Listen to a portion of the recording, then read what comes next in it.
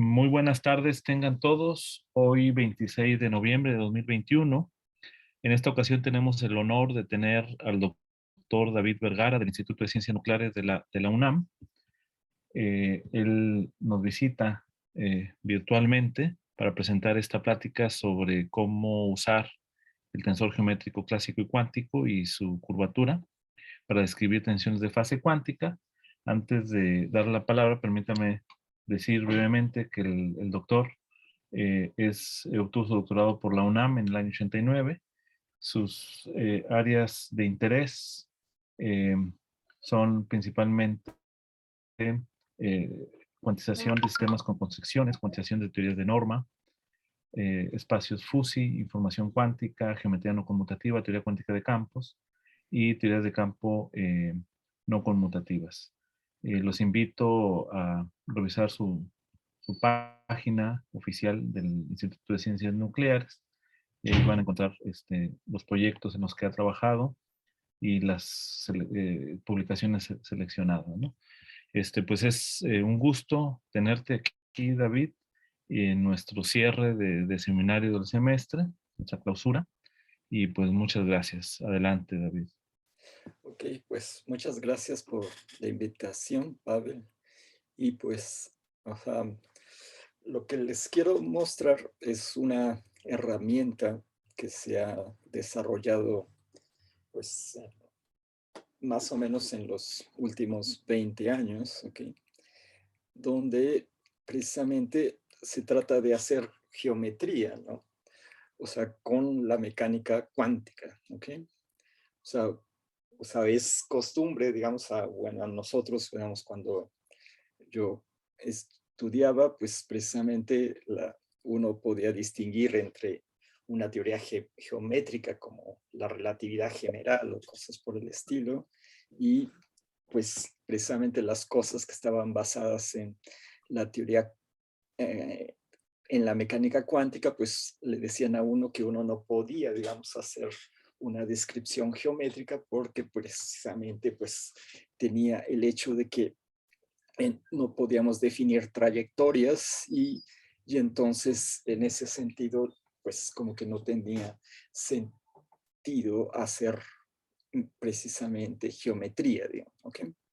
Sin embargo, digamos, o sea, con los años, o sea, se fueron descubriendo algunas cosas, digamos, o sea, y precisamente dentro de esta área que se llama la teoría de la información cuántica, se encontraron precisamente varias herramientas geométricas, digamos, o sea, que precisamente permiten describir a la mecánica cuántica, digamos, o a la mayoría de los fenómenos cuánticos en términos de objetos geométricos, ¿ok?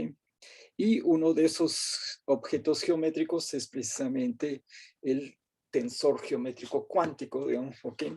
Que pues yo me he dedicado a trabajar desde hace algunos años en esta herramienta, precisamente, y también ha trabajado pues unos estudiantes míos, digamos, por ejemplo, Daniel Gutiérrez, Juan Carlos Chávez, Diego González, y también he colaborado con el profesor Jorge Hitch, también de nuestro instituto, digamos, o sea, y entonces hemos encontrado varias cosas y varias aplicaciones de este tensor, digamos, o sea, y hemos descubierto que, por ejemplo, al estudiar su curvatura pasan cosas bastante interesantes, de tal manera que, por ejemplo, podemos describir lo que se llaman las transiciones de fase cuánticas, digamos, o sea, ¿qué diferencia, digamos, o sea, existe entre una transición de fase cuántica y una transición de fase de las que, por ejemplo, nosotros conocemos en, por ejemplo, líquido vapor o este material ferromagnético, cosas por el estilo? Es que el punto es que esas transiciones de fase se dan a temperatura cero, digamos, ¿ok? Y se dan debido a que uno modifica ciertos parámetros, por ejemplo, del material o de lo que uno del sistema que uno tenga, y eso origina precisamente la transición de fase. Por ejemplo, una de esos tipos de transiciones de fase cuántica aparecen, por ejemplo, con el grafeno, que no sé si ustedes hayan oído de que si uno precisamente lo tuerce un poquito, digamos, o sea, ¿ok? Le da una cierta torsión al el grafeno, que es esencialmente plano, precisamente lo puede volver superconductor, digamos, o sea, y eso es debido precisamente a que ocurre una transición de fase cuántica, digamos, ¿ok? Entonces, nosotros lo que queremos hacer es precisamente estudiar este tensor. Entonces, primero les voy a describir, digamos, o sea, en esencia cómo se obtiene este tensor, ¿ok? Y, y también les voy a explicar un poco cómo lo podemos ver, esa estructura, digamos, o sea, cuántica, que va a estar fundamentalmente escrita en términos de los estados de mi sistema cuántico, ¿ok? Pero también lo podemos ver desde un punto de vista clásico y entonces darle ahí una cierta idea, digamos, o sea, un poco más clara de lo que es estas cosas que son, pues, precisamente mis transiciones de fase, digamos, ¿ok? Ya. Entonces, o sea, mi plática primero va a consistir precisamente en describir esta geometría cuántica, digamos, o sea, pero fíjense, esa geometría cuántica va a estar dada en términos del espacio de parámetros, ¿ok? ¿Qué van a ser los parámetros de mi sistema? Pues, por ejemplo, podrían ser el equivalente de mi carga, digamos, o sea, de mi masa, por ejemplo, o cosas equivalentes, por ejemplo. Y lo que vamos a hacer es mover esos parámetros, ¿ok? De manera adiabática, y vamos a ver qué pasa si hacemos esos cambios de esos parámetros, ¿ok? Para mostrar, digamos, o sea, precisamente los efectos, vamos a utilizar precisamente este modelo, el modelo de Dicke, digamos, o sea. Después vamos a ver qué pasa cuando hay una resonancia en el modelo de Dicke. Ahí va a pasar un fenómeno que es, bueno, que en lo personal a mí me ha gustado mucho, digamos, o sea, porque precisamente si yo calculo el tensor geométrico cuántico en el modelo de Dicke en forma clásica, y si lo calculo en forma cuántica, o sea, hay ciertas diferencias, ¿ok? Y resulta que, por ejemplo, precisamente al calcularlo de manera cuántica, una divergencia que me aparece aquí en forma clásica se alivia, digamos, o sea, se cura naturalmente, digamos, por efectos precisamente cuánticos, y entonces de esa manera pues obtengo una geometría, digamos, de mi espacio de parámetros, o sea, completamente bien definida, digamos, o sea. Entonces, es un efecto que, por ejemplo, uno podría pensar que si uno hiciera una teoría cuántica de la gravedad, pues eso es lo que tendría que pasar claramente, y, por ejemplo, en estos modelitos pasa, digamos, o sea, ¿ok? Y mucha gente ha empezado a trabajar en esa forma, o sea, tratar de buscar precisamente sistemas, digamos, o sea, mecánico-cuánticos, ¿ok? Donde uno puede estudiar, por ejemplo, efectos de gravedad cuántica, digamos, o sea, y esa es una rama, digamos, o sea, que ahorita está precisamente algo de moda, digamos, o sea, como que tratar de buscar precisamente en materiales y en cosas, o sea, que nosotros podamos manejar precisamente efectos que tengan que ver, digamos, o sea, con con la mecánica cuántica, digamos, ¿ok? Después vamos a pasar a ver a otro modelo que se llama el modelo de Lipkin-Meshkov-Glick, y vamos a estudiar ahí otra vez el tensor geométrico cuántico y ver ciertas características, y después lo voy a modificar, digamos, ese modelo para ver otras propiedades, digamos, o sea, que no se ven precisamente en esta estructura, digamos, ¿ok? ¿Ya? Ok, bueno, también les quería decir que si tienen alguna duda, me pueden preguntar, digamos, o sea, en cualquier momento, digamos, o sea, y es preferible que hasta el final, digamos, o sea, ¿ok? Bueno, entonces, ¿qué es lo que vamos cómo vamos a describir precisamente la geometría en este espacio de parámetros, digamos, o sea, ¿ok? Entonces, pues uno comienza, digamos, en un sistema, y ese sistema yo lo voy a definir a través de mi hamiltoniano, ¿ok? ¿Ya?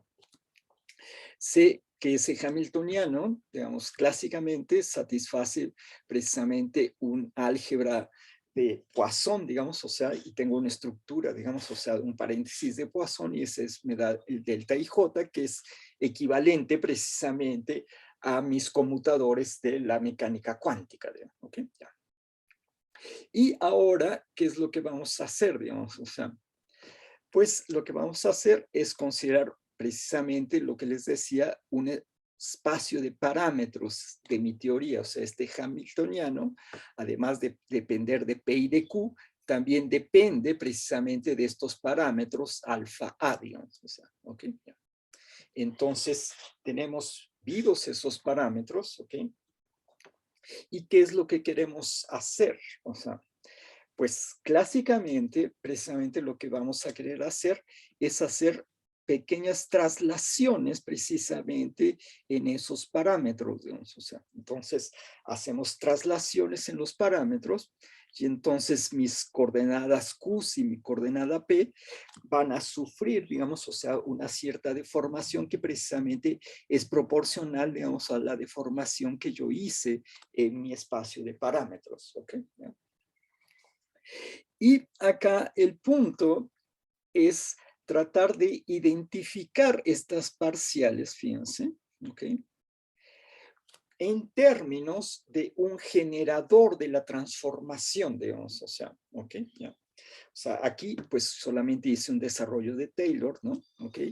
Pero acá, fíjense, estoy tratando de identificar precisamente mi transformación, esta de acá, en términos de un generador de la transformación, digamos, o sea, eso, ¿qué es lo que estoy aplicando, digamos? O sea, lo que estoy aplicando es que cuando uno hace transformaciones canónicas infinitesimales, por ejemplo, uno qué es lo que tiene, pues uno tiene precisamente que mi nueva coordenada Q', digamos, o sea, a que va a ser igual, pues va a ser igual a la coordenada inicial Q, digamos, o sea, más que cosa, más el paréntesis de Poisson, precisamente de la Q, con un parámetro por el generador de la transformación canónica, digamos. O sea, okay, ¿no?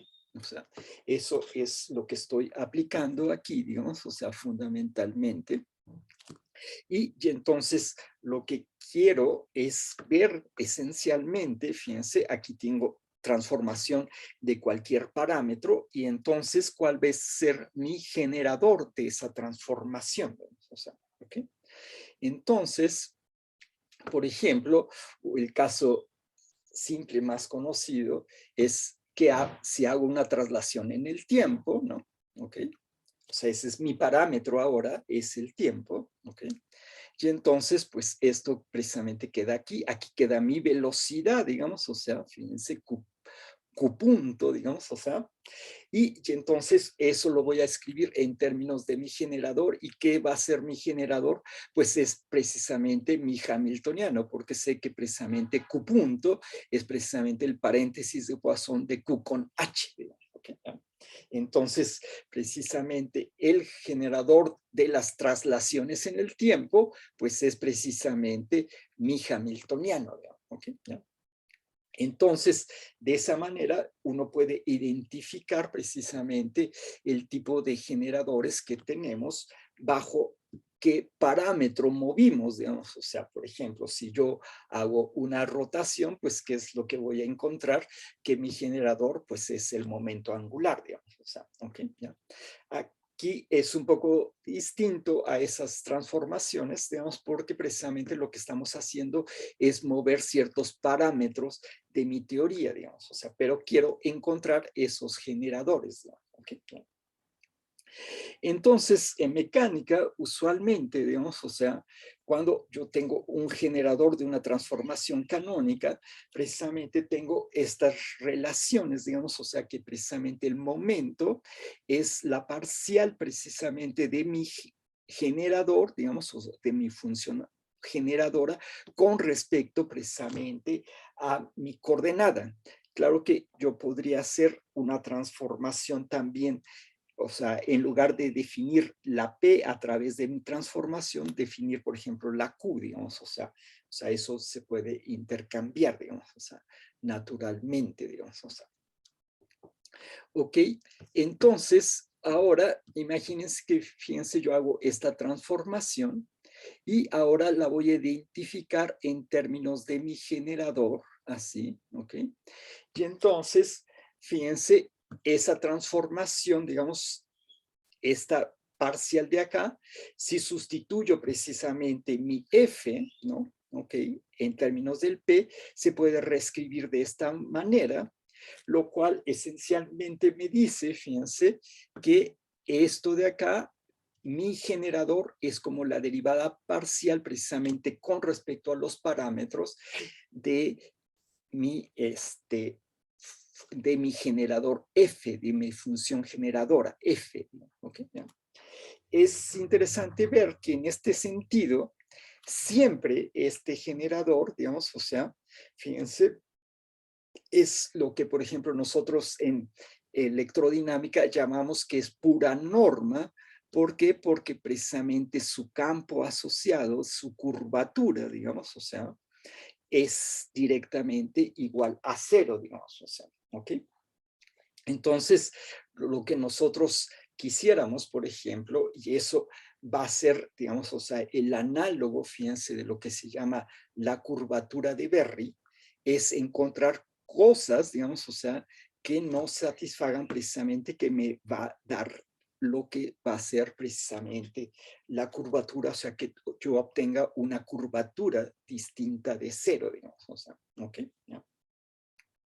Pero aquí el punto es que se deben dar cuenta, digamos, o sea, que aquí yo estoy siguiendo como una analogía, o sea, este A no tiene nada que ver, digamos, o sea, con un campo o un potencial eléctrico, digamos, o sea, ¿ok?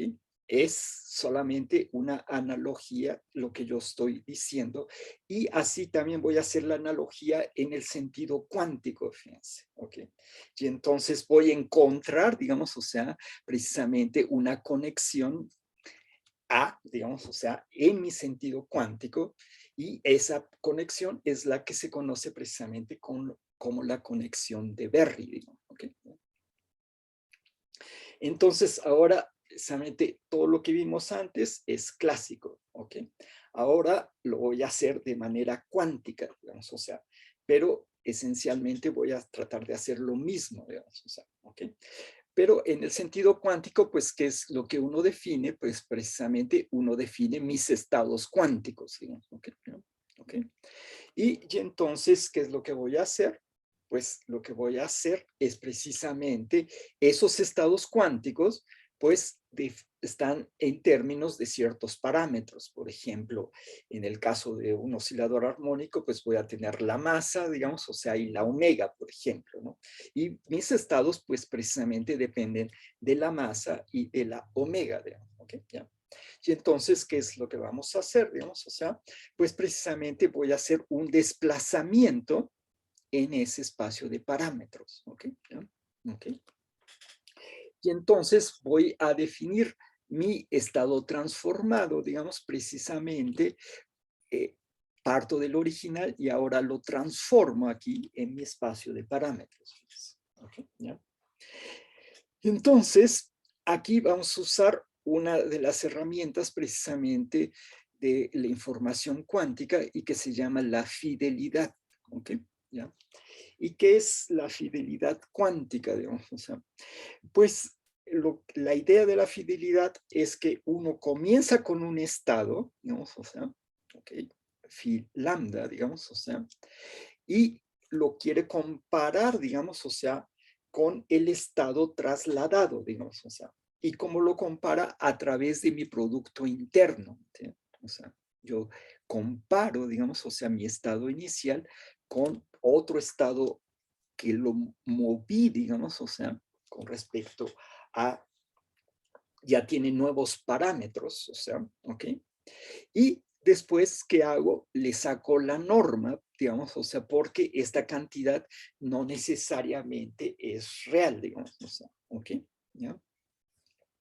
Entonces, queremos calcular esta cantidad, por ejemplo, esta cantidad se utiliza mucho, digamos, en computación cuántica, porque ¿qué es lo que uno quiere hacer? Por ejemplo, lo que uno quiere ver es si uno tiene un estado inicial, digamos, o sea, de un proceso, digamos, o sea, ahora, ¿cómo va a ser comparar ese, y por eso se llama la fidelidad, con la salida de después de mi proceso, digamos, o sea, de mi estado, digamos, o sea, y entonces en ese sentido es que, por ejemplo, por los efectos cuánticos, precisamente debido al cambio esto, en principio ese estado va a cambiar, digamos, y entonces lo que uno trata de ver es qué tan fiel es ese estado, digamos, o sea, a las deformaciones, digamos, o sea, ¿ok? Entonces, eso es una medida que se utiliza mucho, digamos, precisamente en la teoría de información cuántica. ¿Okay? Y entonces, ¿qué es lo que vamos a hacer con este estado? Pues precisamente hago lo mismo que había hecho en el caso clásico, pues lo desarrollo precisamente mi estado alrededor, digamos, o sea, de mi deformación del parámetro, y aquí tengo que tomar en cuenta términos hasta de orden cuadrático, fíjense, ¿ok? Tengo términos hasta orden cuadrático, ¿ok? Y después, pues, precisamente saco mi sándwich, ¿ok? Este de acá, pues, me va a dar directamente 1, digamos, o sea, este de acá me va a dar, fíjense, este pedacito de acá, digamos, que va a ser muy importante, digamos, o sea, y este de acá, digamos, es mi término de orden, de segundo orden, digamos. O sea, cuando yo calculo precisamente la norma de este estado, ¿ok? ¿Ya? ¿Qué va a resultar, digamos? O sea, va a resultar que precisamente el término de orden 1 no contribuye, o sea, me va a dar 0, digamos, o sea, ¿ok?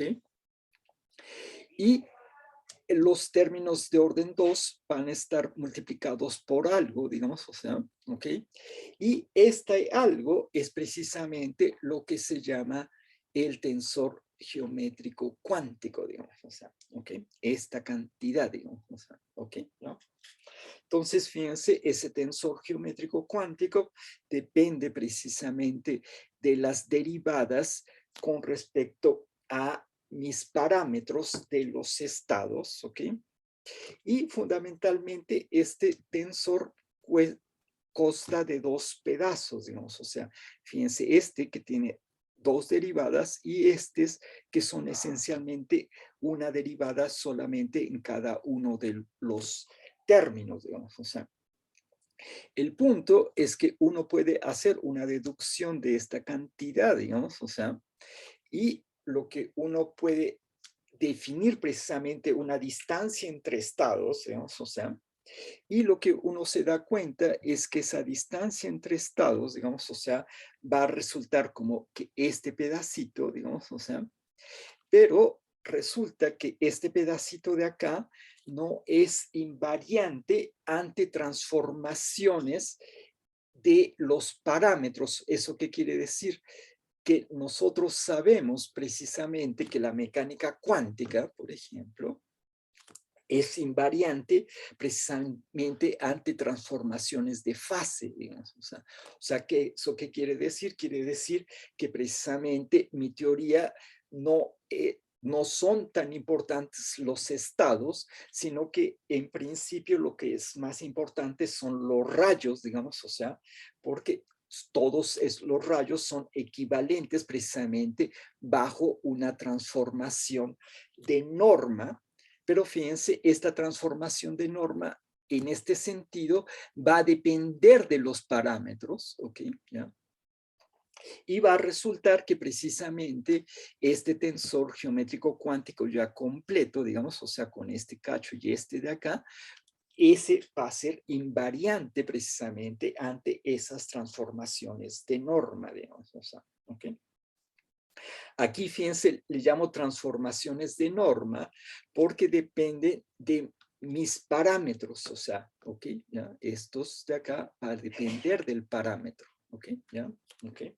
O sea, es como igual que la transformación de norma que uno tiene, por ejemplo, cuando uno hace esto, digamos, o sea, fíjense, esto depende del punto, digamos, la exponencial de I alfa X, digamos, o sea, esto así, digamos, o sea, que el phi prima es esto, digamos, o sea, precisamente depende de mi posición. Pero ahora mi posición, digamos, o sea, en el sentido geométrico, está dado por precisamente ese espacio de parámetros, digamos, o sea, ¿ok? ¿Ya? Entonces, esa es la idea, digamos, o sea, de esta cantidad que va a ser invariante precisamente ante esas transformaciones de norma. El punto interesante es que precisamente esa cantidad también va a tener, no va a ser real, sino va a tener una parte real y una parte imaginaria, digamos. O sea, ¿okay? Entonces, la parte real, fíjense, o sea, aquí fíjense, yo puedo notar que si yo calculo la parte real de esta cantidad, digamos, o sea, fíjense, pues es precisamente un medio de la cantidad más su complejo conjugado, digamos, o sea, pero su complejo conjugado es esta cosa de acá, digamos, o sea, entonces, ¿eso qué quiere decir? Fíjense, si yo la calculo su derivada del producto interno, que sé que es un número real, pues esto me da 0, digamos, o sea, y entonces precisamente esto, ¿qué quiere decir? Que la parte real de esto de acá es idénticamente 0, digamos, o sea, lo cual ¿qué quiere decir? Que esta cosa de aquí es puramente imaginaria, digamos, o sea, ¿ok? ¿Y qué es lo que uno va a definir como el potencial de norma, digamos? O sea el equivalente a mi potencial electromagnético es precisamente esta cantidad, pero precisamente para hacerlo real, que esta cantidad sea real, pues aquí, como sé que esto es puramente imaginario, pues entonces lo multiplico por una menos i, digamos. ¿Ok? Y entonces sé que esta cantidad es una cantidad real, digamos, o sea, y esto es precisamente lo que se llama la conexión de Berry, digamos, o sea, ¿ok? Y el punto es que yo puedo calcular precisamente la parte real de este tensor, digamos, o sea, esto de acá, ¿ok?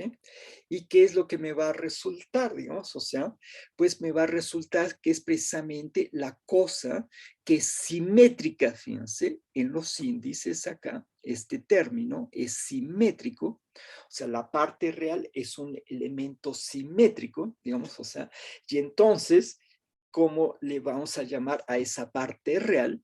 Pues precisamente es mi métrica de información cuántica o mi tensor métrico cuántico, digamos, o sea, ¿ok? ¿No?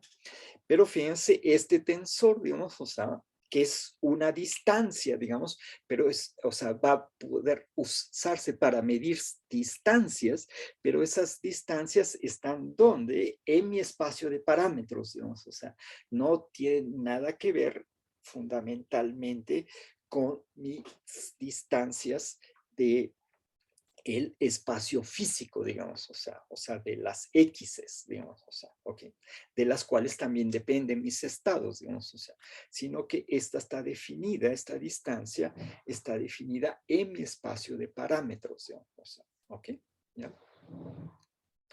Ok. Y después, fíjense, si yo quiero definir que mi teoría sea invariante, fíjense, ante transformaciones que involucran también a las posiciones, digamos, o sea, ¿ok? Entonces, ¿qué es lo que uno tiene que hacer, digamos? O sea, pues uno tiene que hacer es definir una nueva conexión, digamos, o sea, ¿ok? Pero esa conexión ahora, ¿dónde va a vivir, digamos? O sea, ahora antes, esa conexión aquí vivía en mi espacio de parámetros. Fíjense, ¿ok? ¿No? Si yo quiero que sea invariante ante transformaciones de norma que pueden incluir precisamente a mis x's, o sea, entonces esa conexión también va a tener alguna parte en mi espacio de configuración, o sea, no solamente en mi espacio de parámetros, digamos. O sea, y entonces uno puede definir precisamente este tensor métrico cuántico, digamos, o sea, en un espacio más grande donde también ahora depende en principio esta de acá va a depender de X, este de aquí ya no va a depender de X porque fíjense, yo aquí estoy tomando el producto interno, digamos, o sea, entonces toda mi dependencia en X se cancela, ¿entiendes? ¿Okay? O sea, estoy integrando en X, o sea, ¿ok? Pero fíjense, este tensor, digamos, o sea, tiene una interpretación bonita en términos de una derivada covariante, fíjense, esta derivada covariante, y entonces se puede denotar esencialmente de esta forma, digamos, o sea, ¿ok? Y precisamente es aquí voy a hacer que mis transformaciones de norma, digamos, o sea, de estos nuevos potenciales que aquí les llamé gamma, ahora precisamente esta derivada covariante saca precisamente por definición de derivada covariante, saca precisamente mi transformación de norma, digamos, o sea, ¿ok? O sea, que esa es la definición ordinaria de derivada covariante, digamos, o sea, ¿ok? Y entonces el tensor métrico cuántico se puede definir precisamente de esta forma, digamos, o sea, ¿ok? Pero todavía, fíjense, acá sacamos la parte real, digamos, o sea, ¿ok? No sacamos la parte imaginaria, digamos, ¿ok? ¿Ya? Entonces, cuando nosotros sacamos la parte imaginaria de este tensor, digamos, o sea, precisamente fíjense qué forma va a tener esta forma, ¿ok? O sea, el término de las A solitas se cancela, digamos, o sea, y ¿qué es lo que me va a quedar? Fíjense, pues las derivadas de las A's, digamos, o sea, ¿ok? ¿Y este qué es? Pues es precisamente lo que se llama la curvatura de Berry, digamos, o sea, ¿ok? O sea, que es la curvatura de mi conexión precisamente a, digamos, o sea, y uno puede definir precisamente lo que es un poco más famoso, que es la fase de Berry, digamos, o sea, ¿ok? Y que precisamente que es, pues es la integral precisamente de mi conexión sobre una curva cerrada, digamos, o sea, ¿ok? Aquí, fíjense, un punto que es importante anotar, digamos, o sea, es que esta curvatura de Berry, pues es, o sea, a Berry precisamente por este trabajo y por sus, le dieron el premio Nobel, digamos, o sea, pero fíjense, para que yo tenga curvatura de Berry, ¿ok? ¿Qué necesito? Necesito que mi función de onda, digamos, o sea, tenga una parte imaginaria, digamos, o sea. Si mi función de onda solamente tiene parte real, digamos, o sea, ¿ok? Entonces, pues, ¿qué va a pasar? Va a pasar que mi curvatura de Berry me va a dar cero, digamos, o sea, por ejemplo, uno calcula, digamos, o sea, la curvatura de Berry del oscilador armónico y me da directamente cero, digamos, o sea, ¿ok? Sin embargo, precisamente, si yo calculo la parte real, digamos, o sea, ¿ok? Esa no me da cero, digamos. Ajá, ok. Y entonces, en ese sentido, esta cantidad, digamos, o sea, el tensor métrico cuántico tiene más información, bueno, para ciertos problemas tiene más información que precisamente la curvatura de Berry, digamos, o sea, ya que ese solamente va a tener una contribución si mi función de onda tiene una parte imaginaria, digamos, o sea, si no, esa siempre va a ser cero, digamos, ¿ok? Entonces, eso es una de las cosas que nosotros tratamos de entender, digamos, o sea, y que, o sea, da ciertos frutos, digamos, o sea, ¿ok? Entonces, para resumir, digamos, o sea, lo que hemos visto hasta ahorita, digamos, o sea, es que, pues, yo puedo precisamente considerar un hamiltoniano que depende de unos ciertos parámetros, que aquí le llamé X's, bueno, les he cambiado de nombre, digamos, o sea, ¿ok? Y precisamente es con esos, el cambio con esos parámetros, uno va a definir precisamente un tensor, que es el tensor geométrico cuántico, cuya parte real corresponde precisamente a el tensor métrico cuántico, digamos, o sea, este G, que es una métrica, porque es simétrica, digamos, o sea, y su parte imaginaria va a corresponder precisamente a la curvatura de Berry, digamos, o sea, que es precisamente antisimétrica, digamos, o sea, esta curvatura de Berry es antisimétrica, digamos, o sea, fíjense, esta de acá es una parte antisimétrica, digamos, ¿okay? Entonces, tenemos esos dos partes, ¿no? O sea, ¿ok? Ahora voy a tratar de hacer una descripción, digamos, o sea, un poco distinta de este tensor, digamos, o sea, porque acá fíjense cuál es la dificultad que tenemos, digamos, o sea, pues que si yo quiero calcular este tensor, ¿no? Pues necesito a fuerza, ¿no? Obtener mi función de onda, digamos, o sea, ¿no? Estado, digamos, o sea, ¿ok? ¿No? Si no tengo mi estado, no puedo, digamos, o sea, obtener nada, digamos, ¿ok? ¿Ya?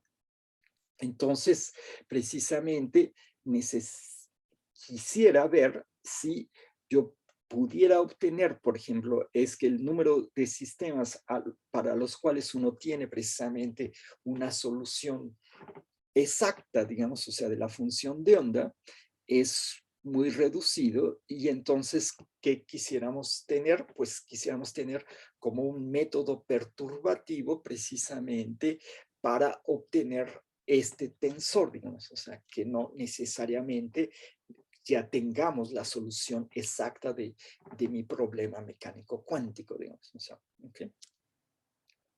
Entonces, para hacer eso, fíjense qué es lo que voy a hacer. Voy a introducir una identidad precisamente acá, ¿no? O sea, y entonces, ¿qué es lo que va a pasar? Va a pasar que precisamente para m distinto de n, esta, fíjense que sería como mi conexión, digamos, pero acá, fíjense, le puse un estado distinto, o sea, no es directamente el mismo, o sea, ¿okay? O sea, esto no está definido cuando tenemos el mismo estado, digamos, o sea, porque precisamente esto me da un cero, digamos, y entonces me da infinito, digamos, o sea, ¿ok? Y entonces uno puede redefinir precisamente el tensor geométrico cuántico de esta forma, fíjense. Donde acá, o sea, fíjense, en principio es más complicado, ¿no? ¿Ok? Porque, digamos, o sea, porque fíjense aquí yo tengo que sumar sobre todos mis estados, ¿me entienden? ¿Ok? ¿No? O sea, tengo que sumar sobre todos mis estados y en principio considerar todos los estados, digamos. O sea, el punto es que para muchos problemas, o sea, precisamente conseguir, digamos, o sea, estas derivadas, pues es relativamente simple, dado un hamiltoniano, yo directamente construyo, digamos, o sea, estas parciales, digamos, o sea, lo que sí es que necesito precisamente una base de la energía de mi problema, pero lo que va a pasar muchas veces es que precisamente el producto interno me ayuda en el sentido de que, por ejemplo, si yo voy a calcular para el enésimo estado, por ejemplo, el caso más usual es, por ejemplo, en el caso de las transiciones de fase cuánticas, esas usualmente están referidas para el estado base, digamos, o sea, entonces aquí yo meto el estado base, fíjense acá, y entonces solamente me tengo que fijar en los estados que están conectados bajo este operador con el estado base, ¿me entienden? ¿Ok? Y entonces ese cálculo es relativamente más simple, digamos, o sea, y uno puede definir, digamos, o sea, perturbativamente este cálculo, digamos, o sea, y nosotros hemos hecho muchos cálculos numéricos, digamos, o sea, precisamente usando este tipo de expresiones, digamos, o sea, ¿ok? Nosotros también obtuvimos otra forma, digamos, o sea, de este tensor métrico cuántico, digamos, o sea, usando el formalismo de integrales de trayectoria, ¿ok? Ahí es un poco distinto el principio que uno tiene que seguir, digamos, o sea, para evaluar precisamente este tensor, digamos, o sea, lo que uno tiene que hacer en ese caso es considerar que, por ejemplo, yo comienzo con un hamiltoniano, en mi teoría, digamos, o sea, ¿ok? Y ese hamiltoniano va a vivir precisamente en mi sistema de menos infinito hasta cero, digamos, o sea, en el sentido del tiempo, digamos, o sea en mi sentido del tiempo, o sea, yo lo divido, digamos, o sea, en dos pedazos, digamos, o sea, ¿ok? De menos infinito a cero, digamos, o sea, y de cero a infinito, digamos, o sea, ¿ok? Y entonces digo que mi hamiltoniano original, fíjense, vive acá, ¿ok?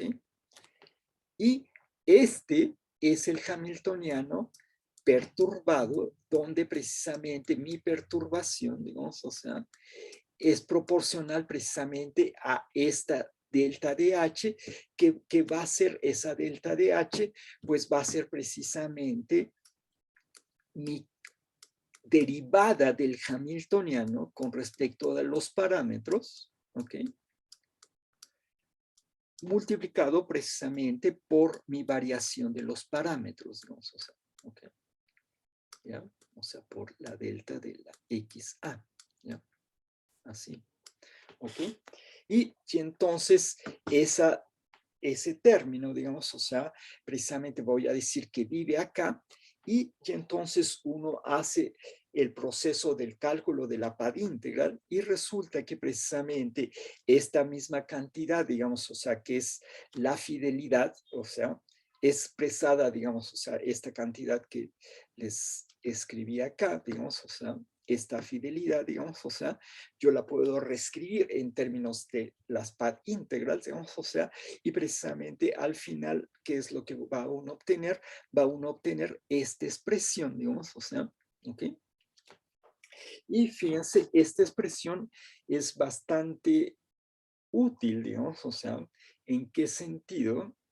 En el sentido de que acá ya no aparecen mis funciones de onda, digamos, o sea, de forma parecida a esto, digamos, directamente, pero que es, por ejemplo, que, ¿a qué es equivalente esto? Pues es equivalente a calcular, digamos, o sea, funciones de correlación, por ejemplo. Digamos, o sea. Entonces, este método precisamente es en principio interesante si uno lo hace precisamente a nivel de teoría cuántica de campos, por ejemplo, porque nosotros en teoría cuántica de campos precisamente estamos acostumbrados a calcular precisamente funciones de Green, digamos, o sea, que precisamente son funciones de correlación de mis campos, digamos, o sea, ¿ok? Entonces, usando este tensor, yo también puedo calcular precisamente o sea, usando estas funciones de Green, digamos, o sea, yo también puedo calcular precisamente mi tensor, digamos, o sea, y entonces eso es una forma de obtener precisamente información de mis campos, o sea, y precisamente una de las cosas que quisiera yo hacer, digamos, o sea, en un futuro, el problema es que este cálculo, digamos, en teoría cuántica de campos es bastante más latoso que en el sentido de mecánica cuántica, digamos, o sea, ¿por qué? Porque van a aparecer infinitos, digamos, o sea, que usualmente no aparecen en el contexto de la teoría cuántica de campos y entonces uno tiene que regularizar ciertas integrales que antes no necesitaba yo regularizar, digamos, o sea, y entonces eso es, o sea, un poco complicado, digamos, o sea, pero en principio también se puede usar este tensor y como ahorita les voy a mostrar en algunos ejemplos, entonces es el cálculo de este tensor podría ayudarme precisamente a obtener, digamos, o sea, información de mi sistema cuántico, digamos, ¿ok? Entonces aquí también pues yo puedo calcular la parte imaginaria, la parte que va a corresponder al tensor métrico cuántico, digamos, o sea, este de acá, digamos, o sea, la G, y la parte imaginaria, digamos, o sea, que va a ser precisamente la curvatura, precisamente, que va a estar dada ahora en términos de un conmutador, fíjense acá. ¿Okay? Entonces, uno se podría preguntar, digamos, o sea, precisamente, no sé si ustedes alguna vez hayan escuchado, digamos, o sea, que precisamente la curvatura de Berry, ¿ok? Tiene un análogo clásico, digamos, o sea, que se llama precisamente la curvatura de Hanay, digamos, o sea, que se puede escribir precisamente en términos de variables de ángulo-acción, digamos, o sea. ¿Y por qué es eso, digamos, o sea? Porque precisamente las variables de ángulo-acción, digamos, o sea, dentro de la mecánica clásica, ¿qué diferencia tienen, digamos? O sea, es que en el sentido de mis coordenadas Q y P, digamos, o sea, por ejemplo, en mi espacio fase, o sea, yo, por ejemplo, doy una coordenada P, digamos, o sea, y una coordenada Q, digamos, o sea, entonces, por ejemplo, si ustedes grafican un oscilador armónico, por ejemplo, en este espacio fase, ¿qué es lo que obtienen? Pues obtienen elipses, ¿no? O sea, ok. Eso es lo que uno obtiene, digamos, o sea, en mi espacio fase. Pero fíjense, cada puntito de aquí, de mi elipse, pues es una información que es información local, digamos, o sea, porque es un punto PQ, digamos, o sea, ¿ok? O sea, ese es un punto PQ, digamos, o sea, ¿ok? Pero, ¿qué es la variable de acción, digamos, o sea, ¿ok? La variable de acción en este ejemplo es precisamente el área, ¿ok? Correspondiente a esta elipse, digamos, o sea, ¿ok? Entonces, esa variable de acción no tiene solamente información local, digamos, o sea, de mi puntito, digamos, o sea, sino que si yo doy una variable de acción, o sea, yo tengo toda esta área de este espacio fase, o sea, tengo información global de mi problema, digamos, o sea, ¿ok? Entonces, ese va a ser un punto importante, digamos, o sea, porque si nosotros ahora precisamente tomamos en cuenta un análogo clásico de estos cálculos, fíjense, ¿okay? ¿Ya? Estos cálculos están hechos con productos internos cuánticos y, o sea, es el cálculo puramente cuántico. Pero si ahora lo que yo digo es a estos mismos operadores que tenías acá, ¿ok? Los reescribimos o sea, son operadores, o sea, están escritos en términos de P's y Q's, digamos, o sea, ¿ok? Pero ahora, ¿qué es lo que voy a hacer? Yo los voy a reescribir, estos operadores, en términos de variables de ángulo-acción, digamos. O sea, voy a pasar de mis coordenadas Q0, P0, digamos, o sea, a unas coordenadas Φ0, I, digamos, o sea, ¿ok? Si mi sistema es integrable, digamos, o sea, ¿qué es lo que va a pasar? Digamos, o sea, pues precisamente la I va a ser una constante de movimiento, digamos, o sea, ¿ok? ¿No? Y entonces, de estos promedios clásicos, fíjense, aquí uno distingue entre dos variables, digamos, o sea, la variable angular, que es la phi, y la variable de acción, que es la i. Y la i, uno dice que es una variable lenta, o sea, que pasa que cuando yo cambio los parámetros no va a cambiar, digamos, o sea, ¿ok? Y mi variable phi0 acá es una variable rápida, digamos, o sea, esa sí cambia y tengo que tomar en cuenta precisamente un promedio sobre esa variable, digamos, o sea, ¿ok? Y entonces resulta, fíjense, que si yo ahora calculo así, digamos, o sea, habiendo cambiado estos operadores que tenía ahora en términos de mis variables de ángulo-acción, y yo calculo esta cantidad, digamos, o sea, pues esa cantidad precisamente va a corresponder casi completamente, digamos, o sea, en muchos problemas, digamos, o sea, precisamente a esta cantidad cuántica, digamos, ¿ok? ¿No? O sea, ¿y cuál va a ser la diferencia que va a haber? Pues precisamente puede haber ciertos problemas de ordenamiento, o sea, que cuando yo calculo estas cosas, haya problemas de ordenamiento, digamos, o sea, ¿ok? Y entonces esos problemas de ordenamiento cuántica clásicamente no los voy a ver y entonces voy a obtener un resultado un poco distinto en algunos casos, digamos, o sea, que en el caso cuántico puramente, digamos, o sea, ¿ok? ¿Ya? Entonces, ¿y después qué podemos hacer, digamos, o sea? Pues como les decía, esta es una métrica, ¿no? Entonces, pues yo puedo calcular para esa métrica, por ejemplo, si estoy en 2 dimensiones, puedo calcular su curvatura de Ricci y ver cómo es esa curvatura, digamos. O sea, ¿ok? Ya, por ejemplo, en 2 dimensiones, estas son las expresiones que uno necesita, digamos. O sea. Entonces, ahora ya vamos a ver algún ejemplo, digamos. O sea, ¿ok? No sé cuánto tiempo tengo, digamos, porque... Ya,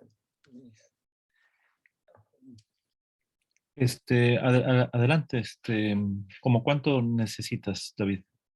pues yo creo que como unos 15 minutos más o Sí, yo menos. creo que estamos bien porque empezamos un poco Ok, más tarde. Sí, adelante. ok. Ok, entonces voy a considerar este modelo que se llama el modelo de Dicke. Este modelo que es esencialmente, digamos, o sea, esencialmente lo que este modelo hace es que yo tengo un átomo, digamos, o sea, tengo un sistema atómico, ¿ok? Y ese sistema atómico lo hago interactuar con luz, digamos, o sea, ¿ok? Entonces, precisamente estos operadores As van a ser el equivalente, digamos, o sea, de mis fotones, ¿ok? ¿Ya? Y estos momentos angulares van a ser precisamente el equivalente de mi átomo, digamos, o sea, ¿ok? ¿Ya? Entonces, para este modelo es muy usual que uno hace una transformación, digamos, o sea, que se llama una transformación de Holstein-Primakov, que son los que la inventaron, digamos, o sea, y fíjense, a cierta aproximación, digamos, o sea, este modelo pasa a ser, digamos, o sea, un sistema, digamos, o sea, de que, pues fíjense, es como si yo tuviera dos osciladores armónicos acoplados, digamos, o sea, fundamentalmente, digamos, o sea. Esta es una aproximación, o sea, es lo que se llama el límite termodinámico, porque naturalmente, digamos, o sea, este sistema tiene muchos más términos adicionales, digamos, o sea, ¿okay? Pero en el límite termodinámico, ¿eso qué quiere decir? Quiere decir que yo voy a considerar un número de partículas que fundamentalmente está dado por este J de acá, digamos, o sea, voy a considerar un número de partículas muy grande, digamos, o sea, tendiendo a infinito, digamos, o sea, y entonces los términos adicionales se me cancelan y ya no tengo más, digamos, o sea. Entonces, este sistema de dos osciladores acoplados, pues uno puede pasarlo a coordenadas normales, donde uno va a tener estas frecuencias, digamos, o sea, fíjense, acá, ¿qué parámetros tengo, digamos? O sea, fíjense, en principio, fíjense, tengo 3 parámetros, ¿ok? Que son omega cuadrada, omega 0 y lambda, digamos, o sea, pero solamente voy a considerar 2 de esos parámetros, digamos, o sea, para simplificarme un poco la vida, digamos, o sea, voy a considerar solamente el parámetro omega y el parámetro lambda, digamos, o sea, ¿ok? Y entonces, en ese sentido, me voy a quedar con esos parámetros. Cuando uno hace la transformación a precisamente los modos normales, pues diagonalizo mi hamiltoniano y obtengo esta cosa, digamos, o sea, ¿ok? Donde estas son sus frecuencias, digamos, o sea, ¿ok? Y aquí uno puede distinguir, digamos, o sea, en dos tipos de fases, digamos, o sea, hay una fase que es precisamente lo que se llama esta, que se llama la fase normal, digamos, o sea, y una fase que se llama la fase superradiante, que tiene otras frecuencias, digamos, o sea, y otros modos normales, digamos, o sea, ¿ok? ¿No? Entonces tengo como que dos fases y precisamente lo que quiero distinguir, digamos, o sea, es precisamente qué pasa en mi transición de fase, digamos, o sea. Entonces calculo mis operadores precisamente que vienen definidos a través de estas parciales de mi hamiltoniano, ¿ok? Y después, si calculo cuánticamente para el estado base, el resultado precisamente de mi tensor métrico cuántico es este pedazo de acá, ¿ok? Si yo calculo clásicamente, fíjense, lo que me da es esto, o sea, ¿ok? Y se fijan, los parámetros estos de acá son prácticamente lo mismo, digamos, o sea, lo único que cambia es que aquí precisamente yo tengo estos i's de acá, que son mis variables de acción, digamos, o sea, que están definidas en términos precisamente de mis q's y p's, digamos, o sea, de mis modos normales, o sea, de estos problemas de acá, digamos, o sea, y entonces, y tengo una pequeña diferencia, fíjense, este término de acá, que ese es un medio, pero está multiplicado por todos estos parámetros acá, ¿no? ¿Y qué resulta? Resulta que precisamente ese efecto, digamos, o sea, es precisamente debido a una anomalía, digamos, o sea, de ordenamiento que tiene mi problema, digamos, o sea, cuando calculo precisamente, fíjense, el producto de estos operadores, fíjense, fundamentalmente viene de este producto de estos dos operadores, digamos, o sea, es lo que me va a dar ese problema de ordenamiento y que me da este factor adicional, digamos, o sea, ¿ok? Si yo lo hago ahora para la otra fase, obtengo este resultado que es más o menos esencialmente el mismo, pero precisamente estas frecuencias de acá son distintas, digamos, o sea, las frecuencias de acá son estas de acá y estas son otras de la otra fase, digamos, o sea, ¿ok? Entonces, cuando yo hago una gráfica de este tensor, por ejemplo, de las componentes de este tensor, precisamente veo esto de acá, fíjense, ¿no? ¿Ok? Entonces, las gráficas azules corresponden precisamente a mi parte, a mi parte clásica, o sea, la deducción clásica, y la parte esta de acá, esta rojita de aquí, son los cálculos cuánticos, digamos, o sea, ¿ok? ¿Y qué pasa? Fíjense, precisamente en la transición de fase, que es precisamente para esta lambda crítica, las, los, las componentes del tensor métrico cuántico, fíjense, se van a infinito o menos infinito dependiendo de la componente, digamos, o sea, divergen, digamos, o sea. ¿Eso qué quiere decir? Que en principio esas distancias, fíjense, son, se hacen infinitas precisamente en la transición de fase, digamos, o sea, ¿ok? ¿Ya? Pero de manera sorprendente, fíjense, si nosotros calculamos la curvatura, ¿ok?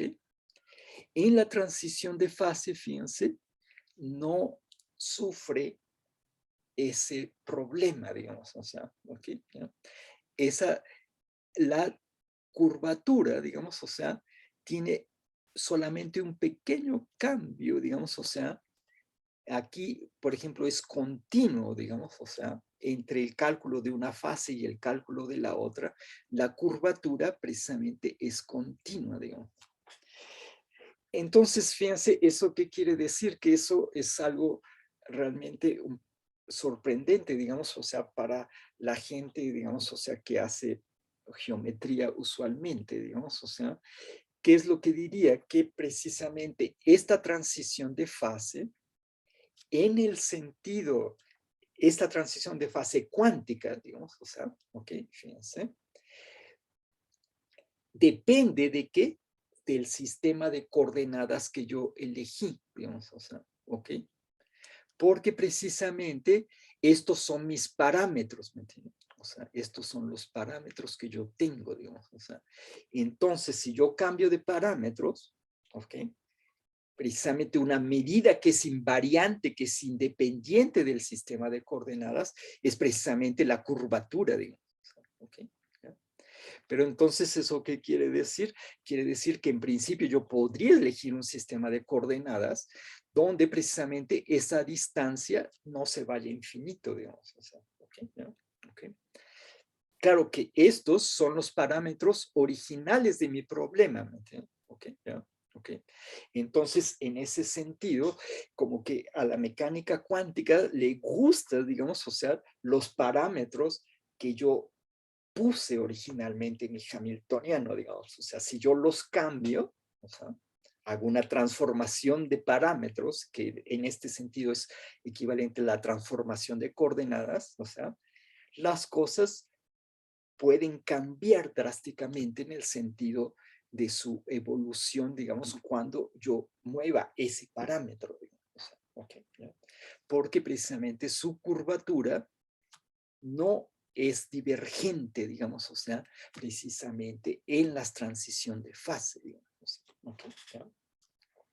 Entonces, eso es una característica interesante, digamos, o sea, aquí fíjense que otra cosa podemos ver cuando nosotros tenemos lo que se llama en el modelo de Dicke una resonancia, o sea que el parámetro omega es igual al parámetro de omega cero, digamos, o sea, eso quiere decir que en el sistema va a haber precisamente una amplitud muy grande, digamos, o sea, entonces ahí las cosas cambian, digamos, o sea, y fíjense, aparecen cosas como estas, digamos, o sea, y fíjense, es también en cierto sentido sorprendente, digamos, o sea, fíjense aquí, en este lado, en la transición de fase, ¿okay?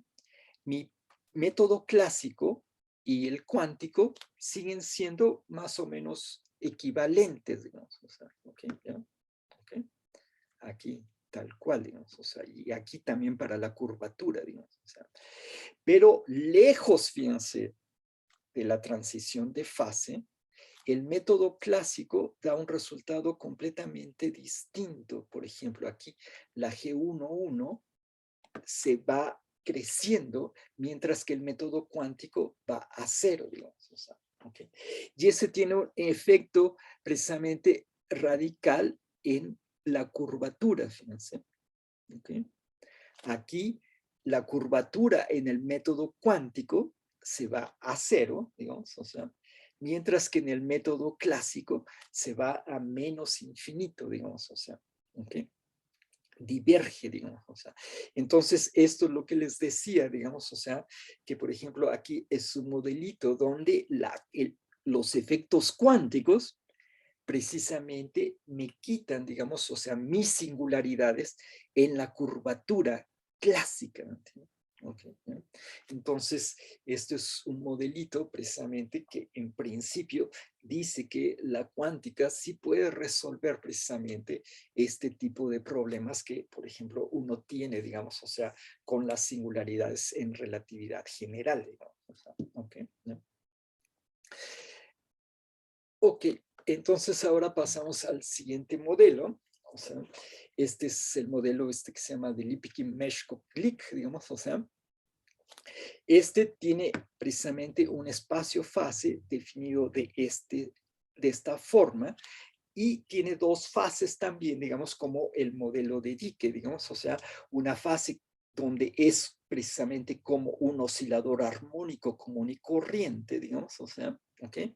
Y una fase rota, digamos, o sea, donde precisamente se tiene dos puntos estables y uno inestable, digamos, o sea, y entonces ese, precisamente el pasar de una fase a la otra es precisamente la transición de fase que tenemos en el sistema, digamos. ¿Ok? Entonces hacemos lo mismo, digamos, o sea, calculamos las componentes del tensor métrico cuántico, digamos, o sea, y obtenemos estas cantidades, por ejemplo, de acá. Y podemos comparar precisamente las componentes, digamos, o sea, del tensor, digamos, o sea, con respecto las cuánticas, con respecto a las clásicas, digamos, o sea, y obtenemos resultados aquí relativamente en el sentido de clásico y cuántico, obtenemos prácticamente lo mismo, ¿ok? ¿Ya? Pero esto de acá, fíjense, estas líneas negras, digamos, o sea, no son el resultado exacto, digamos, o sea, sino es considerar el modelo completo, digamos, o sea, este modelo completo, pero sin haber tomado precisamente el límite termodinámico, digamos, o sea. Entonces, eso lo podemos calcular, digamos, o sea, numéricamente, digamos, o sea, lo único es que necesitamos un cierto número de partículas, que es esta J finito, digamos, o sea, y el límite termodinámico donde se da la transición de fase es precisamente en el límite termodinámico, o sea, antes uno no tiene transiciones de fase, digamos, o sea, ¿ok?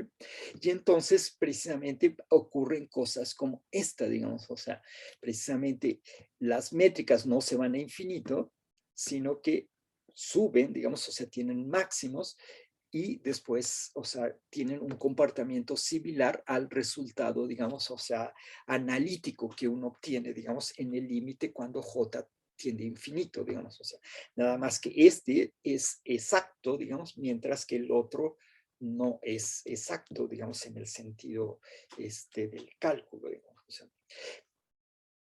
Pero fíjense, aquí obtenemos un resultado que a nosotros nos sorprendió, digamos, o sea, y que es, fíjense, el resultado analítico, o sea, es este, y aquí la curvatura precisamente hace un cambio, digamos, abrupto, digamos, o sea, en la transición de fase, que aquí está en h igual a 1, digamos, o sea, ¿ok? Mientras que el resultado numérico, digamos, o sea, uno sí lo puede calcular en las dos fases, digamos, o sea, ¿ok? Y la curvatura precisamente hace esta cosita de acá, digamos, o sea, pero fíjense, pasa algo que es que aún no hemos entendido muy bien, digamos, o sea, que en el resultado analítico nuestra curvatura en principio se va a más infinito, fíjense, mientras que en nuestro resultado numérico se va a menos infinito, digamos, o sea, ¿okay? ¿No? Y en principio, o sea, debería de pasar que en el límite, cuando tengo un número infinito de partículas, aquí fíjense en el resultado numérico, tomamos 500 partículas, digamos, o sea, y es este cálculo, pero no sabemos por qué precisamente estos límites son distintos, digamos, o sea, ¿ok? Y eso nos ha pasado ya en varios modelos, digamos, o sea, por ejemplo, últimamente estamos haciendo precisamente los cálculos numéricos en el caso del modelo de Dicke, digamos, o sea, que es más complicado porque el modelo este de acá, fíjense, es con un solo grado de libertad, ¿sí? Mientras que el modelo de Dicke tiene 2 grados de libertad, digamos, o sea, entonces es más complicado, digamos, o sea, este modelo, y hemos hecho también la simulación numérica y el resultado es otra vez parecido, digamos, o sea, no obtenemos como que exactamente la misma descripción, digamos, o sea, que esperamos del modelo analítico, digamos, o sea, ¿okay? Entonces, ahí pasa eso, digamos. O sea, entonces, por ejemplo, aquí son varios cálculos para varios J finitos, digamos, o sea, y fíjense cómo precisamente si aumentamos el número de partículas, pues precisamente estos máximos van creciendo, digamos, o sea, lo cual que quiere decir que corresponden precisamente al resultado analítico, que este se va a ir precisamente a más infinito, digamos, o sea, ¿ok? Y acá, fíjense, en principio en la curvatura, digamos, o sea, este de acá, fíjense, se va trasladando cuando tenemos más partículas, se va trasladando para llegar a la transición de fase. ¿Okay? Aquí, fíjense, lo que quisimos ver, digamos, al tener este modelo modificado, es que aquí, en este lado, digamos, después de la transición de fase, analíticamente no lo tenemos bien definido, digamos, o sea no hay definición de mis Gs, digamos, o sea, mientras que de este lado, antes de la transición, sí, y entonces quisimos entender precisamente qué pasaba de este lado si teníamos resultados analíticos de este lado, digamos. Entonces, para eso modificamos el modelo de Lipkin-Meshkov-Klik para tener otro término adicional, digamos, o sea, que nos diera precisamente la posibilidad de estudiar la otra fase, digamos. O sea, ¿okay? Entonces, este modelo tiene esta descripción en el espacio fase, digamos, o sea, tiene varios puntos críticos. Estos puntos son, fíjense aquí, son estables, este es inestable, y en la transición de fase, ¿qué es lo que va a pasar? Estos puntitos de acá precisamente se van a correr hasta este punto rojo, digamos, o sea, y se va a volver un solo punto estable acá, digamos, o sea, ok, no le pasa nada, digamos, o sea, ok.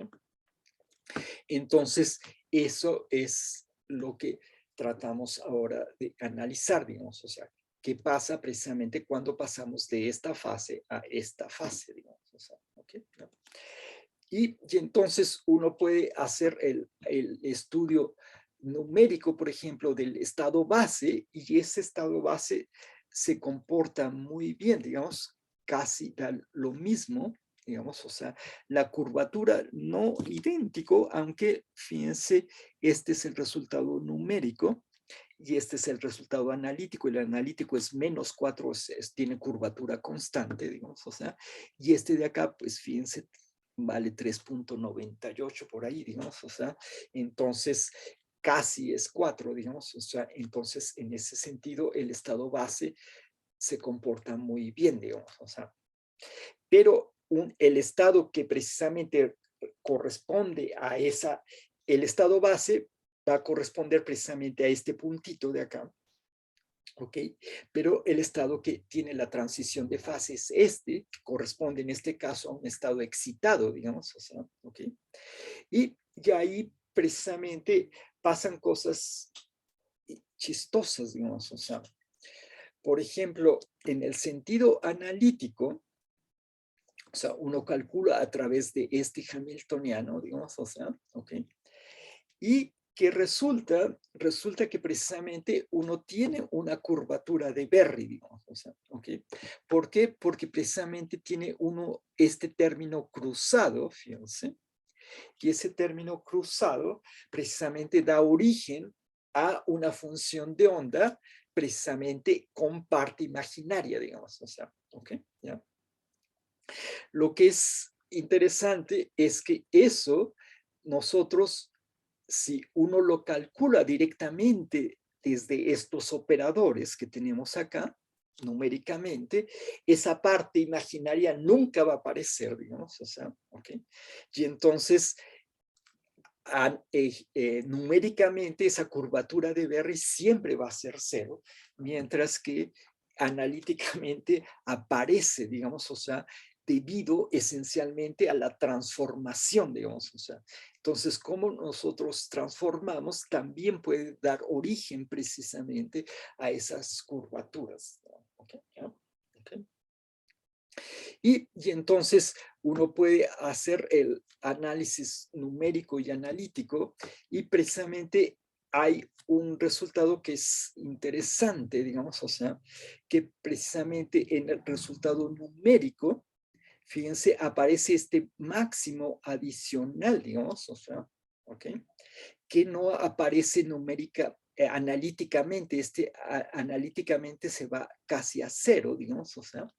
Y entonces, eso que nos está diciendo, en principio, nos está diciendo que aquí, digamos, o sea, para el omega x igual a cero, digamos, fíjense qué quiere decir acá que este lo hacemos cero, este término, digamos, o sea, entonces, lo que este término distingue entre ponerlo cero y algo distinto de cero, eso quiere decir que hay una fase rota que es equivalente a una transición de fase de primer orden, digamos, o sea, que precisamente analíticamente no la vemos, digamos, o sea, pero numéricamente sí se puede calcular, digamos, o sea, ¿ok? ¿Ya? Entonces, ese es este resultado, digamos, o sea, que encontramos aquí, digamos, o sea, y para la curvatura, fíjense, pasa esto, digamos, en la transición de fase, ¿sí? Que va a pasar, digamos, o sea, el resultado analítico, este en principio se va a menos infinito, digamos, o sea, pero acá llega a valor 4, digamos, o sea, lo cual diría que precisamente esto solamente cambia de valor de ser casi cero, digamos, a pasar a menos 4 en la transición de fase. Y numéricamente, digamos, o sea, ¿qué es lo que en principio parece ser que hace la curvatura? Pues que tiene precisamente en la transición de fase como un tipo de escalón, digamos, o sea, que precisamente hay un cambio como abrupto del valor en la transición de fase de la, de la curvatura, pero nunca, digamos, o sea, va a ser precisamente infinita, digamos, o sea, ¿ok? ¿Ya? O sea, siempre va a ser solamente un cambio abrupto en la transición de fase, pero, o sea, como una función escalón, pero no cambia, digamos, o sea, no se va a menos infinito o cosas por el estilo, digamos, o sea. Entonces, ese es otra vez el mismo efecto que les había contado hace ratito, que precisamente la curvatura parece que en las transiciones de fase cuánticas, digamos, o sea, no necesariamente tiene, digamos, o sea, una singularidad, sino solamente es como un cambio abrupto de valor, digamos. ¿Ok? ¿Ya? Estos son precisamente gráficas numéricas, digamos, o sea, que podemos hacer, digamos, donde esta gráfica de aquí, son unas hipérbolas que precisamente reflejan la transición de fase, digamos, o sea, y esta, fíjense, es la curvatura, digamos, o sea, acá, digamos, o sea, ok. Ok, bueno, ya creo que ya me pasé de tiempo, entonces no sé si tengan preguntas o cosas por el estilo. Muchas gracias, David, por tu plática. Estuvo muy interesante.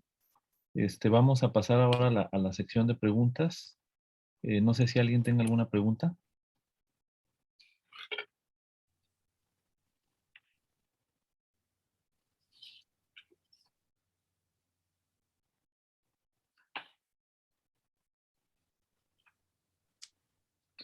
Bueno, en lo que se van animando, yo tengo algunas preguntas. Sí, claro. Este, me, me, me gustó mucho y me llamó mucho la atención esta relación que encontraron de manera analítica teórica entre esta métrica y las funciones de correlación en teoría cuántica de campos, ¿no? Ajá, Que mostraste creo que en la primera parte. sí. Y bueno, pues tú sabrás mucho mejor que yo. Ya ves que, bueno, aquí, hasta donde entiendo, ajá, en esta expresión, si Ujú. entiendo bien, estos O, digamos, en principio podrían ser operadores, digamos, asociados a la teoría. Sí, Y en ese sentido, digamos, este índice podría ser un índice colectivo, ¿no? O sea, digamos, yo podría estar pensando aquí que O, por ejemplo, sea un campo escalar o algo así, y acá, por ejemplo, el tensor de energía-momento de la teoría de campos. ¿Sí, sí, sí se puede pensar en ese sentido o 16 si está quieres, fíjate, restringido a acá una clase tengo de... un ejemplo, ¿no? O sea, que ya no se los doy, pero fíjate, acá, digamos, o sea, fíjate. Ándale, Ese sí, es sí, el campo exactamente. escalar, digamos, ¿no? ¿Ok? Ya. Y entonces, ¿cuáles son los O's? Pues precisamente los O's son las derivadas, ¿no? ¿Ok? O sea, este O alfa, ¿no? Es precisamente la derivada de el lagrangiano, en este caso, digamos que es equivalente a menos la derivada del hamiltoniano, digamos, o sea, ¿ok? Con respecto al parámetro, digamos, o sea, ¿no? Entonces, por ejemplo, acá derivo con respecto a alfa, que sería el equivalente de mi masa, y este es mi operador, digamos, o sea. Entonces, esos O's que tengo que meter en mi expresión, en mi función de correlación, es precisamente este phi cuadrada. ¿Okay? ¿Okay? Claro, Y por ejemplo, ok, acá si tengo esta corrección, este término lineal, pues por ejemplo, el OJ, pues es precisamente este menos phi, digamos. O sea, ¿okay? Entonces, esos son los que meto, digamos, o sea, en mi expresión, estas de acá, digamos, o sea, y obtengo precisamente mi valor, digamos, o sea, que correspondería, digamos, o sea, a mi expresión cuántica, digamos, o sea, pero está en términos, fíjate, de una función de correlación. Por ejemplo, aquí, si yo quiero calcular precisamente la componente, digamos, esta que le llamé G alfa alfa, digamos, o sea, que tengo que calcular, pues precisamente tengo que calcular del estado base, por ejemplo, o sea, ya en teoría de campos, los estados excitados sí ya son mucho más complicados, digamos, o sea, pero entonces aquí que tendría, digamos, o sea, tendría estas dos integrales, digamos, o sea, okay, por ejemplo, de cero a infinito. Y tengo también aquí, no las puse porque está en mecánica cuántica, pero yo tendría aquí mis integrales de x1, digamos, o sea, en mi espacio-tiempo, digamos, ¿no? O sea, y de x2, digamos, o sea, ¿ok? O sea, estas serían de tres integrales, digamos, o sea, ¿ok? ¿No? Y acá, ¿qué tendría? Pues precisamente tendría mi valor de expectación de, y acá, fíjate, es el punto, digamos que eso es lo que hace un poco distinto el cálculo. Acá, como tengo el phi cuadrada, pues 1 precisamente depende del tiempo 1, digamos, o le voy a poner aquí x1 al cuadrado, digamos, o sea, y el otro, pues precisamente sería el phi cuadrada de x2, digamos, o sea, ¿no? Entonces, esto, fíjate, corresponde a una función de Green G4, digamos. ¿Okay? ¿Ya? claro. Sí, sí, Okay. sí. Y de hecho, con el término que se resta, se evita Uh-huh. la divergencia que aparece, ¿no? O Sí. sea, ajá, aparentemente aquí.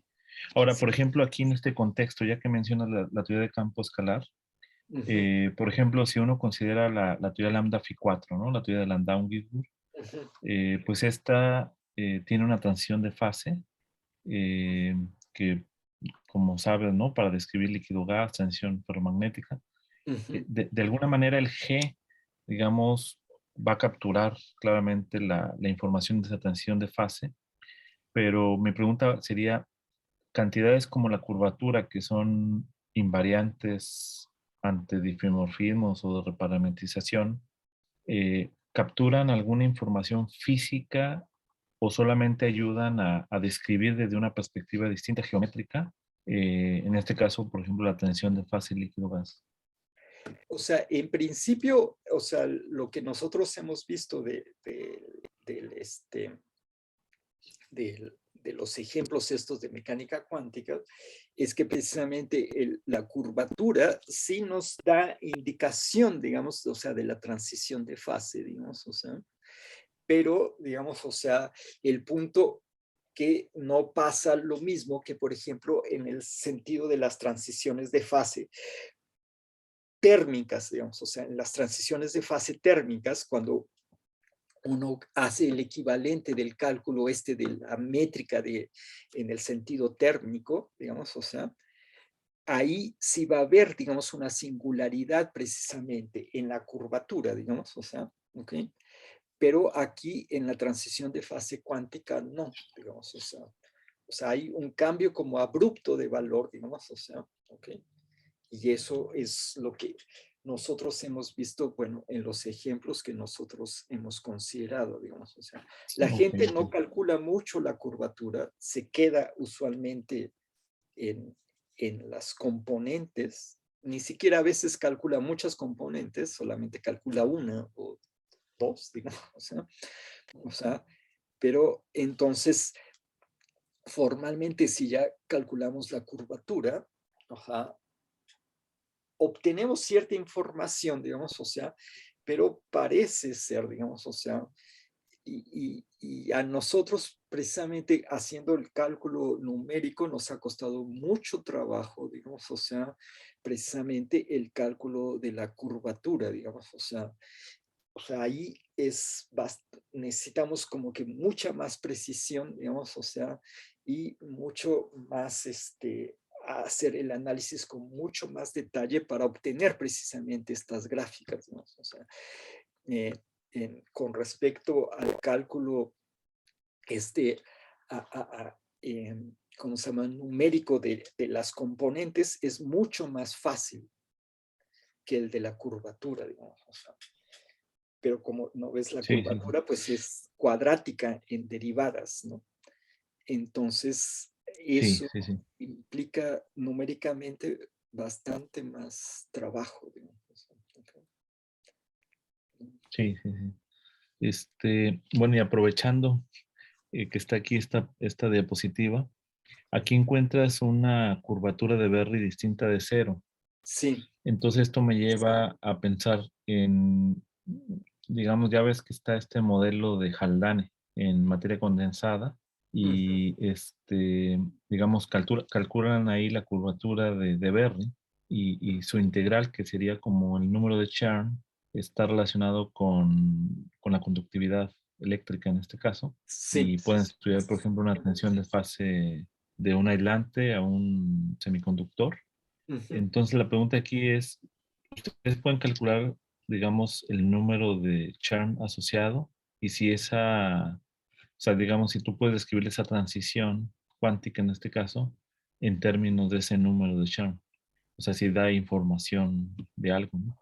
En principio, sí, lo que pasa es que, por ejemplo, aquí nosotros casi nunca tenemos como que bien definido, ajá, el intervalo de nuestros parámetros. ¿Me entiendes? Okay, okay. O sea, en ese sentido, como que no tenemos una información de este espacio de parámetros que sea como de tipo como topológico. ¿Me entiendes? Okay, ¿no? O sea, que eso, por Ya, ejemplo, ya, ya. eso es lo que esencialmente mide, digamos, o sea, por ejemplo, el carácter de Chern y cosas por el estilo, digamos, o sea. Aquí, como nuestro espacio es este de parámetros, digamos, o sea, fundamentalmente, pues en nuestro sistema, pues uno puede decir, pues estos van de 0 a infinito o son pues nada más de menos infinito hasta infinito y cosas por el estilo, digamos, o sea, pero entonces como que la información topológica, digamos, o sea, como que no está completamente bien definida, o sea, como que si uno tiene que definir esencialmente cuál va a ser el intervalo donde van a moverse esos parámetros. ¿Sí? Okay. Y entonces, como que eso define el problema, digamos. O sea, okay, ¿no? En principio, sí, o sea, nosotros, por ejemplo, hemos pensado, digamos, o sea, en algún momento, digamos, o sea, si, por ejemplo, nosotros podríamos tener, digamos, o sea, el equivalente, digamos, o sea, como una transición de fase, pero en el sentido como topológico. Okay, okay. Y el punto, digamos, es que precisamente tenemos que calcular, digamos, o sea, en nuestro caso, por ejemplo, sería el equivalente, digamos, o sea, de calcular como un número de Chern o digamos, o sea, o uno de Pontryagin, digamos, o sea, en el sentido de la curvatura usual, digamos, o sea, pero el problema que tenemos es que, o sea, como que experimentalmente de esa manera no tenemos como que bien definido ese carácter de nuestros parámetros. O sea, ¿okay? Entonces, como que en ese sentido, no tenemos una información topológica suficiente, digamos. O sea, okay. Ok, muy interesante. ¿Alguien más que quiere hacer algún comentario o pregunta? Creo que como es fin de semestre ya andan cansados los chavos.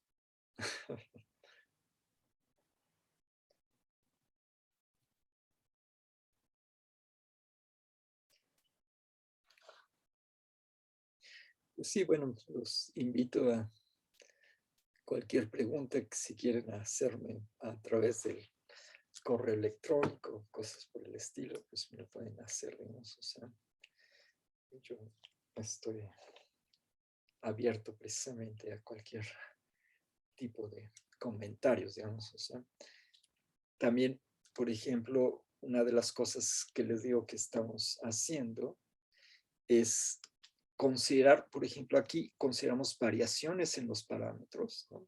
Okay. Pero uno puede definir, digamos, otra métrica, digamos, o sea, que es esta métrica que se llama de Fubini-Studi, donde ahora uno hace variaciones precisamente en las coordenadas, digamos, o sea, ¿okay? Y resulta que si nosotros hacemos estas variaciones en las coordenadas, el equivalente de estas cosas, digamos, o sea, por ejemplo, o sea, de nuestro tensor, este de acá, es equivalente precisamente a lo que serían las matrices de covarianza, digamos. O sea, okay, ¿ya?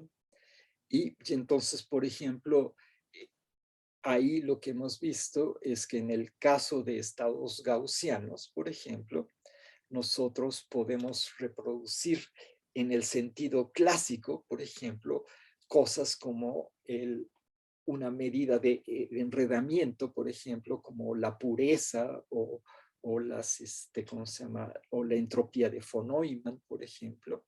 Y entonces, ese es otro tipo de cosas que hemos hecho, digamos, o sea, recientemente. O sea, okay. Pues está muy interesante todo el trabajo que están haciendo, David, y pues invito a todos a que lo busquen, sus trabajos, creo que están ahí en su página. Y pues muchas gracias, David, por acceder para hacer nuestra clausura de seminarios. Y pues Ojalá que cuando acabe este rollo de la pandemia nos puedas visitar presencialmente. Pues sí, Y, me gustaría mucho, sí. y ahí te escribo, ¿no? Está muy Ah, interesante. ok, bueno, pues Bueno, pues muchas gracias. muchísimas gracias. Que tengan